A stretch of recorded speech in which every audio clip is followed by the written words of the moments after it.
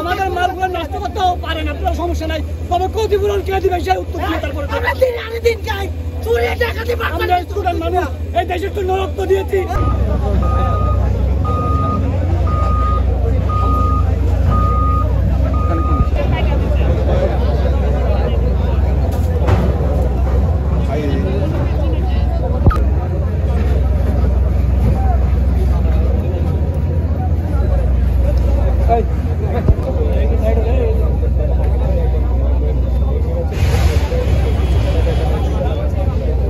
অসুবিধা নাই, সব